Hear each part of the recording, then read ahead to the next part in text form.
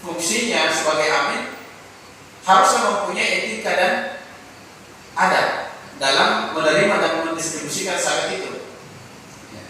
Maka di antara etika dan adabnya yang pertama adalah siddiq. Apa itu siddiq? Siddiq apa ya ibu apa itu siddiq? Oh, siddiq itu bukan tetangga tadi. Saya berkata kita bilang tetangga aku. Siddiq itu jujur, dapat dipercaya. Ya, maka seorang amil itu harus mempunyai sifat jujur. Jadi pernah jujur ini kalau sikunya dikesak terima harus jelas dalam catatan sekian. Sikunya deket di pasarnya. Siku coba lah.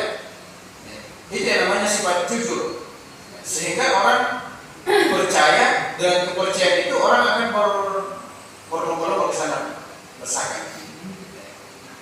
Kemudian yang kedua amanah. Apa itu amanah?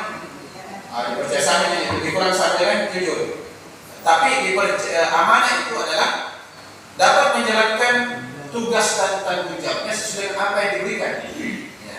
Jadi kalau benar terima kisahkan, dicatai, benar dicatai, detail, seperdelapan jalan. Itu yang namanya amanah. Dia melaksanakan tugasnya dengan baik. Kemudian ada fotonah, cerdas. Ya.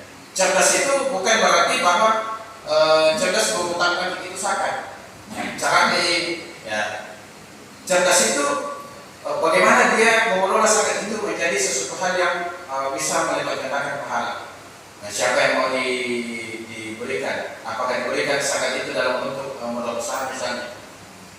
Seorang amil itu harus cerdas mengelola zakat yang masuk. Bukan cerdas dalam hal menghitung-hitung bahwa persekian saya ambil ini. Kalau misalnya 5 juta, saya harus ambil ini 3 juta. Itu namanya cerdas lain itu. Ya. Cerdas juga, tapi bukan dalam hal kebaikan. Kemudian ada tabligh yang menyampaikan. Jadi yang namanya amil itu harus bisa menyampaikan kepada jamaah misalnya tentang perihal bagaimana ketika kita seorang musaki itu bersakat, apa yang harus doa, apa yang harus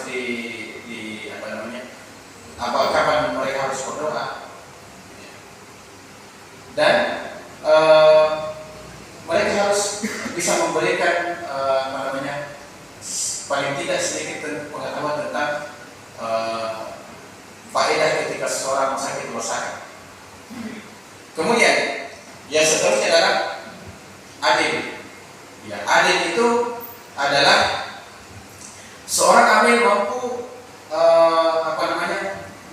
bersikap adil dalam penerimaan dan pendistribusian zakat. Jangan-jangan banyak keluarganya, walaupun masih banyak misalnya yang membutuhkan, tetapi dia utamakan keluarganya. Bilang di belakang pokok kau, itu dulu keluarga aku kasih dulu.